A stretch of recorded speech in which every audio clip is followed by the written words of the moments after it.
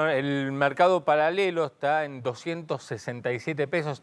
Tenemos un mercado que había reaccionado con cierta, no digo optimismo, pero digamos con mejoras en los precios de los dólares. Ahora el dólar paralelo está en 267 pesos, baja 6 pesos respecto del último viernes. El contado con liqui, ahí es donde no se ve grandes cambios, porque en este momento está a 295 pesos contra 300 del cierre del viernes, con lo cual la brecha prácticamente sigue siendo la misma hora que el viernes antes de los anuncios.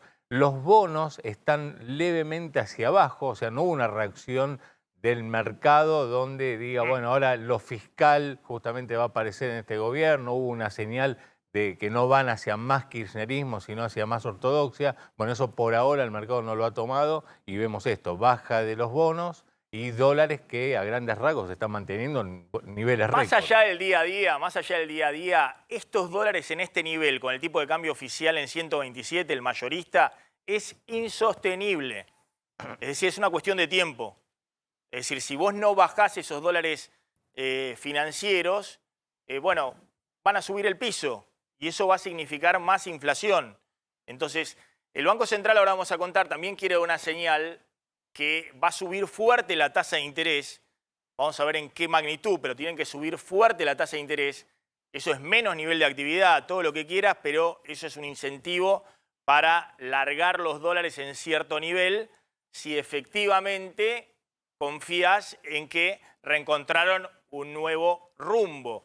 Ahora va a subir fuerte la tasa de interés y también va a tratar de abrir un poco más el cepo importador, porque hay un desquicio en la economía permitiendo más importaciones para que no se remarquen los precios a los valores de dólar libre, sino que sigan usando como referencia el dólar oficial de 127 pesos. A ver, lo tenés a Guido Lorenzo ahí, quiero contrastar los precios que estás viendo, los aumentos de precios, con lo que están relevando también en la consultora LSG. Bueno, ahí habían medido en LSG que 1 de cada 3 productos en la última semana subieron de precio. 1 de cada 3, que es un nivel récord en los últimos 22 meses. Quiere decir que estamos en una situación donde la mayoría, digamos, de los productos, sobre todo alimenticios, están subiendo justamente de precios. ¿Qué fue lo que más se encareció la semana pasada? La semana previa a los anuncios, vamos a la otra placa, lácteos y huevo, lo que más aumentó, acá habíamos adelantado justamente que las principales empresas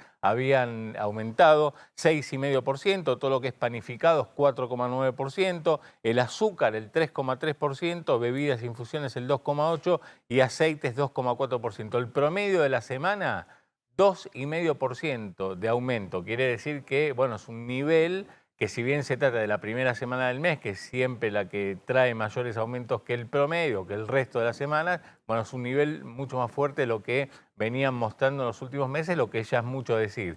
Digamos, lo que está ahora en duda es si aquella promesa que lanzó Martín Guzmán antes de irse, que era marzo fue el mes con más inflación, 6,7%, vamos a ver si en julio no se rompe esa barrera teniendo en cuenta estos aumentos de la primera semana.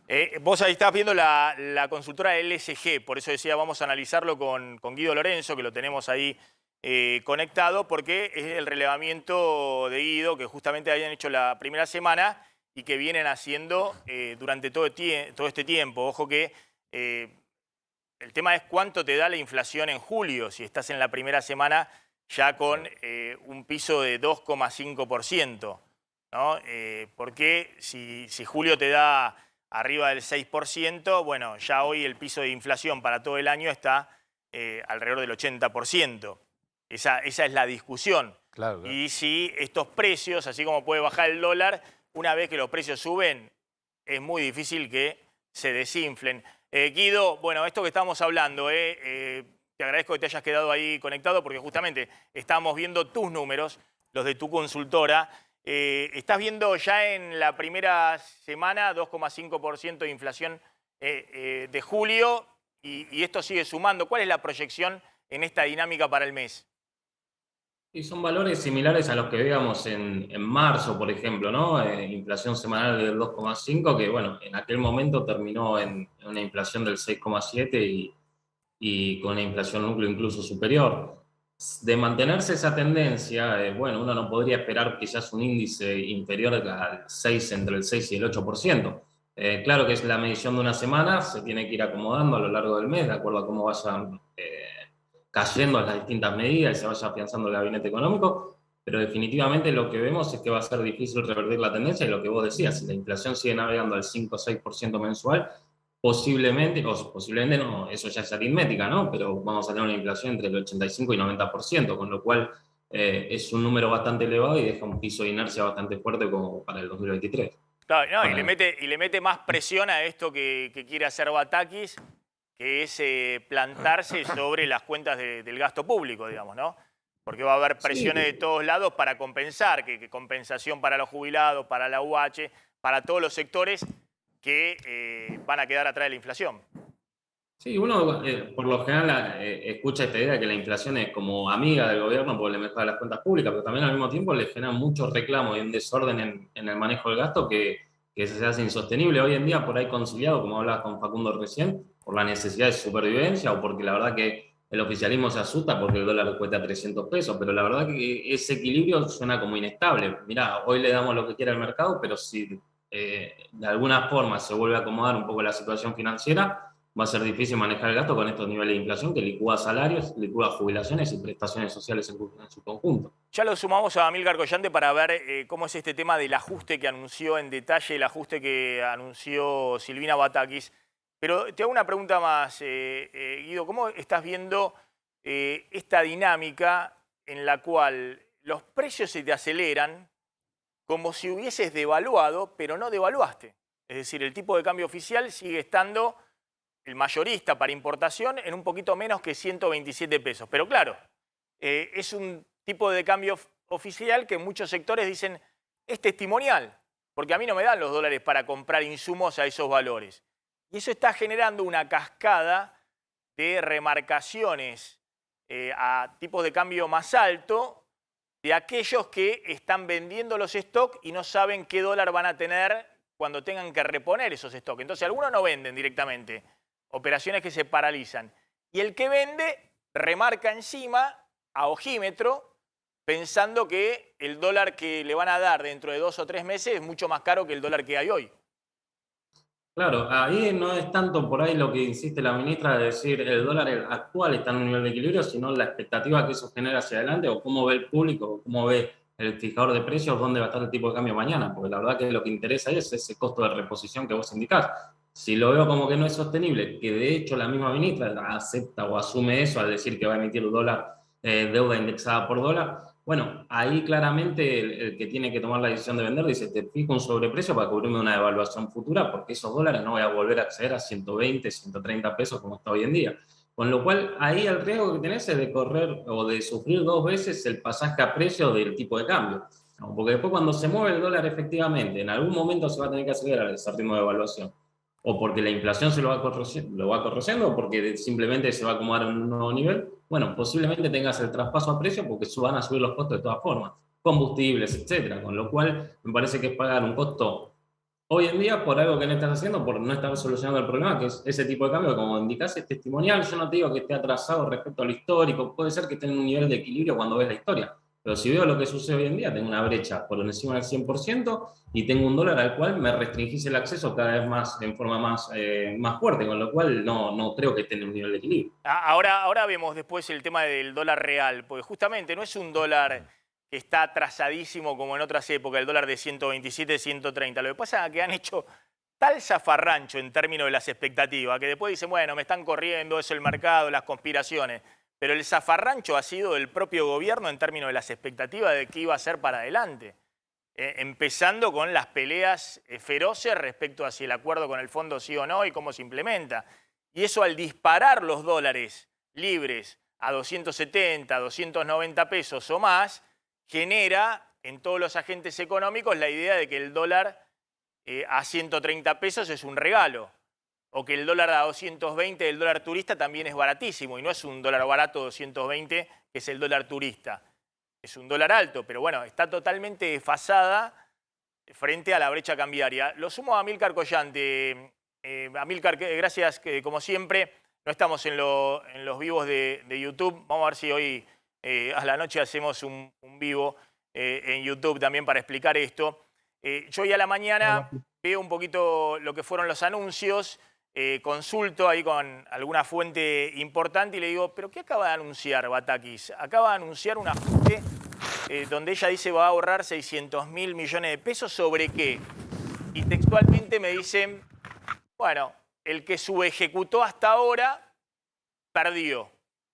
Y es un castigo a los inútiles. Esto me dice una fuente muy importante del gobierno. Lo pone en ese aspecto, pero el tema es un ahorro sobre lo que no se ejecutó en el primer semestre respecto a la ejecución teórica, que a mitad de año tendría que ser alrededor del 50%. Amílcar fue a ver, bueno, cada una de esas partidas, a ver cuáles estaban más atrasadas en la ejecución y de esa manera Batakis podía ahorrarse estos 600.000, 670.000 millones de pesos y de alguna manera tratar de encuadrar mínimamente el acuerdo con el fondo que viene, sobre todo para la segunda parte del año, que es cuando más gasta el Estado, viene descarrilado.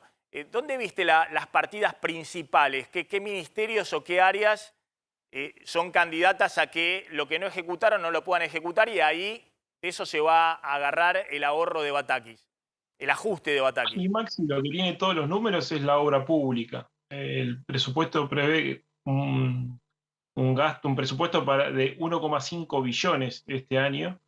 Hasta los primeros 5 meses se habían ejecutado 400.000 millones. Esto iba bastante por debajo de lo que sería la ejecución teórica si lo dividimos por mes. Y bueno, ahí podría tener un ahorro de 240.000 millones de pesos. Claramente, o sea, hay un resto de partidas que podrían tener también ese ahorro fiscal, incluyendo partidas que son de subsidios económicos que no creo que ajusten, da ese número de 670.000 millones. Si no te vas a un número un poquito más chico, porque recordemos que los subsidios económicos están sujetos, pese a que la partida fue actualizada ahora con el nuevo presupuesto, de subsidios económicos están disparados por los precios internacionales de la energía y bueno, no sé si va a poder tener ajustes. De este análisis excluimos todo lo que es prestaciones sociales que ya están indexadas, o sea, obviamente esas partidas no podés discrecionalmente pisarlas porque ya está el ajuste por ley, ¿no? Entonces, creo que ahí va a haber ruido en realidad con la obra pública si Batakis continúa con lo que dijo. Y si te remontás a la experiencia de la provincia de Buenos Aires, en parte cuando ajustó las cuentas fiscales, una de las partidas que ajustó fue la obra pública para poner en caja los gastos, porque bueno, ahí teníamos la restricción en provincia de Buenos Aires que Nación no giraba los fondos y hubo hasta una parte que los aguinaldos se pagaron en varias cuotas, ¿no? Así que no me sorprendería que vaya por ese lado. Es decir, vos decís Después fundamentalmente obra pública y después hay alguna otra partida en otras áreas. Obviamente todo el tema del gasto salarial tampoco se indexa por inflación y también está después, no sé, los gastos corrientes del Estado en cada uno de los ministerios, el pago de insumos o todo el tema de gastos corrientes. Sí, ahí podés tener un cierto ahorro, o sea, en esa partida de salario, pero bueno, es medio complicado, pero ahí si vos nada más dejás con lo que se ejecutó en los primeros 5 meses, podrías tener un ajuste de cerca de 100.000 millones, pero bueno, ahí estás jugando con una partida muy sensible. Después tenés otras cuestiones de transferencia a provincias o transferencias que ahí podías ahorrar cerca de entre 30 y 50.000 millones, que bueno, esa partida también, o sea... Bueno, atención con ese tema, Atención con ese tema que era otro de los temas que tenía en vista Martín Guzmán, ¿no? El tema también de las transferencias a provincias. Pero insisto, Batakis ya plantea una regla. Hay que ver después si esa regla la cumple y qué grado de apoyo político tiene para cumplir esa regla. ¿Cuál es la regla? Esto, la modificación de la ley de... ¿cómo se llama? La ley la ley financiera, de administración financiera, que marca cómo se ejecuta el gasto público, diciendo que, bueno, el que no ejecutó hasta la primera parte del año, eso pasa a ahorro a administrarlo el Ministerio de Economía. Y después, en cuenta única, cada área va a poder gastar en base a la proyección de caja real que haga la Secretaría de Hacienda. Es decir, pone una regla. Permanentemente, todo el año pasado hemos visto desfiles de funcionarios y de ministros y demás puteándole a Guzmán, que no soltaba en la primera parte del año, sobre todo, partidas para contratar empleados, para pagar licitaciones, para esto, para lo otro. Ahora Bataki se planta y dice, esta es esta regla. La pregunta es si va a tener respaldo político, no solamente del presidente, que está bastante frágil, sino de toda la coalición de gobierno para sostener esta regla que lo que busca es desesperadamente anclar las expectativas reflejadas en el dólar disparado y en la inflación.